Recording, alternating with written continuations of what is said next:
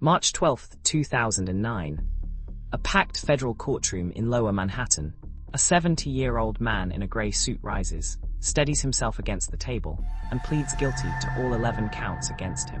And when the judge orders him straight to jail, the gallery, full of people who lost their homes, their retirements, their parents' life savings, breaks into applause. Bernie Madoff had just admitted to running the largest Ponzi scheme in history. $65 billion that mostly never existed. But here's the part nobody tells you. Madoff wasn't a one-off. He was one of three. 3 securities fraud cases, 3 different decades, 1 identical trick. And the smartest money on earth fell for every single one of them.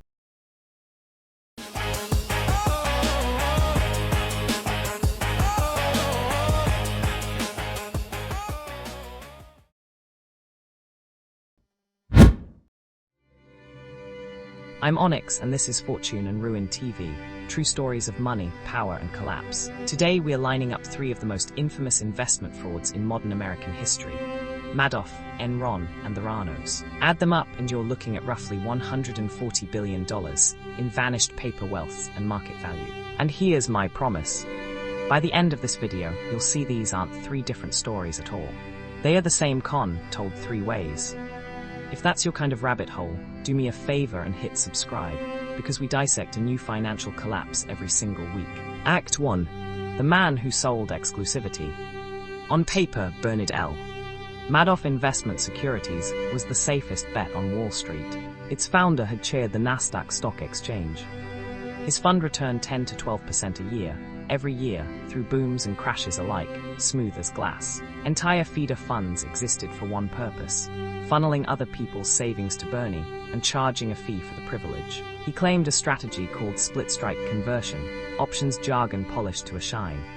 But his real genius move: he turned people away. You didn't get into Madoff's fund. You were chosen. Country clubs in Palm Beach, charities, European private banks, people begged this man to take their money, and the velvet rope only made them beg harder. That exclusivity was the trick. Because up on the 17th floor of the Lipstick Building, there was no strategy.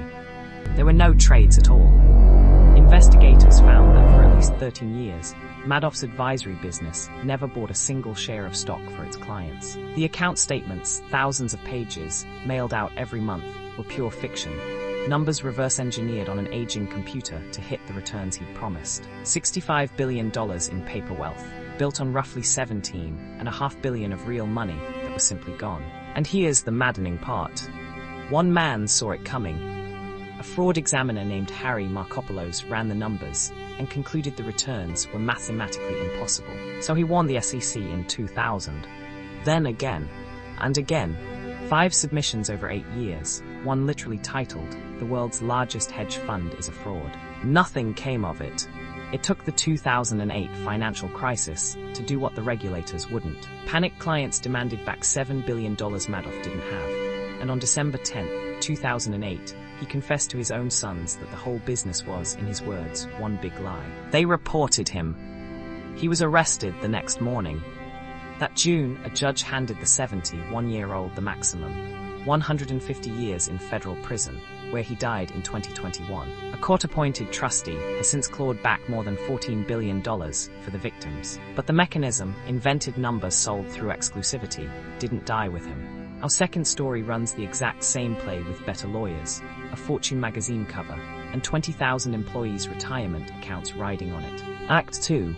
The smartest guys in the room. In the year 2000, Enron was the 7th largest company in America, an energy trading colossus that Fortune magazine named America's most innovative company 6 years in a row. The executive running it, Jeffrey Skilling, soon to be its CEO, had a reputation as the smartest guy in any room he entered, and Wall Street took that on faith. But Enron's real innovation wasn't energy, it was accounting. Using a technique called mark-to-market, Enron could book the entire projected profit of a 20-year deal the day the contract was signed. Sign the paperwork this morning, declare a decade of imaginary profit tonight. And when those profits failed to materialize, Chief Financial Officer Andrew Fastow hid the losses inside a maze of off-the-books partnerships with names straight out of Star Wars. The stock hit $90 a share.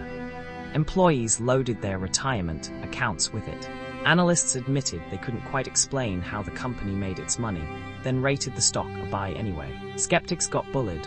On one infamous earnings call, Skilling hit an analyst who dared ask for a balance sheet with an insult I can't repeat on YouTube. By the way, if watching the smartest guys in the room get audited is your idea of a good time, the subscribe button is free, and it's honestly what decides whether these keep getting made. Back to the fiction. Inside the building, a vice president named Sharon Watkins warned founder Kenneth Lay, in writing, that Enron could implode in a wave of accounting scandals. She was right. In October 2001, Enron reported a $618 million loss. The SEC came knocking, and the fiction unraveled in 6 weeks flat. The stock that hit 90, it fell below $1. On December 2nd, 2001, Enron filed what was then the largest corporate bankruptcy in American history. More than 20,000 employees lost their jobs, and with them over $2 billion in retirement savings, while top executives, prosecutors pointed out, had already cashed out hundreds of millions in stock. In 2006, a jury convicted Jeffrey Skilling of conspiracy, securities fraud, and insider trading. He spent 12 years in prison. Founder Kenneth Lay was convicted too, and died of a heart attack before he could be sentenced. Even Enron's auditor, the venerable firm Arthur Andersen, collapsed after its employees shredded Enron documents by the ton. 28,000 more jobs gone. So, Madoff sold secrecy, and Enron sold brains. Story 3 sells something even bigger, the future itself, and it trades the trading floor for a black turtleneck. This time, the fake numbers weren't on account statements. They were in people's blood tests. Act 3. The billionaire who never had a product. Elizabeth Holmes dropped out of Stanford at 19, with a pitch investors found irresistible. A machine called the Edison that could run hundreds of laboratory tests on a single drop of blood. She wore the black turtleneck. Former employees said she deliberately deepened her voice, because the pitch was never really the machine. The pitch was her, the next Steve Jobs, arriving right on schedule. And she stacked her board with legends, Henry Kissinger, George Shultz, a future Secretary of Defense, men with enormous gravitas and zero medical training. By 2014, Theranos was valued at $9 billion, and Forbes crowned Holmes the world's youngest self-made female billionaire. Rupert Murdoch invested about $125 million. The Walton family and the DeVos family wired in hundreds of millions more. All told, investors poured more than $700 million into a box they were never allowed to inspect. The smartest money on earth. Again, there was just one problem, and you already know what it is. The machine never worked.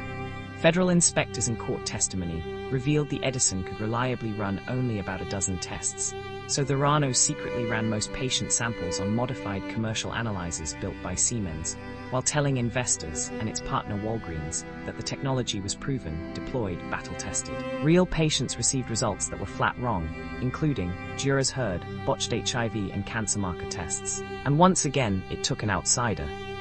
Wall Street Journal reporter John Carreyrou published his first investigation in October 2015, and the $9 billion myth started to crack. Federal regulators banned Holmes from owning or operating a clinical lab for at least 2 years. The SEC charged her in 2018 with what it called a massive, years-long fraud, allegations she settled without admitting or denying. And in January 2022, a federal jury convicted Elizabeth Holmes on 4 counts of defrauding investors and acquitted her on every count involving harm to patients. She was sentenced to more than 11 years. Her deputy and former boyfriend, Sunny Balwani, was convicted on all 12 counts he faced. Nobody outside the company ever saw the Edison work as advertised, because it never did. So line them up. A money manager, an energy giant, a Silicon Valley unicorn. Different decades, different industries, the same con, because none of them was ever really selling numbers. Numbers can be checked. Madoff sold exclusivity. You're lucky to even be in this fund, so don't ask questions. Enron sold genius. You're not smart enough to understand our accounting, so don't ask questions. Theranos sold inevitability. This is the future, and doubters end up on the wrong side of history, so don't ask questions. 3 flavors of the same sentence. Trust me, that's the entire scam. Everything else is set dressing. And the people who fell for it were not fools. They were banks, pension funds, billionaires, and 4-star generals. Which is the real lesson. The moment an investment makes you feel special just for believing in it, that feeling is the product. It's the only thing on the shelf.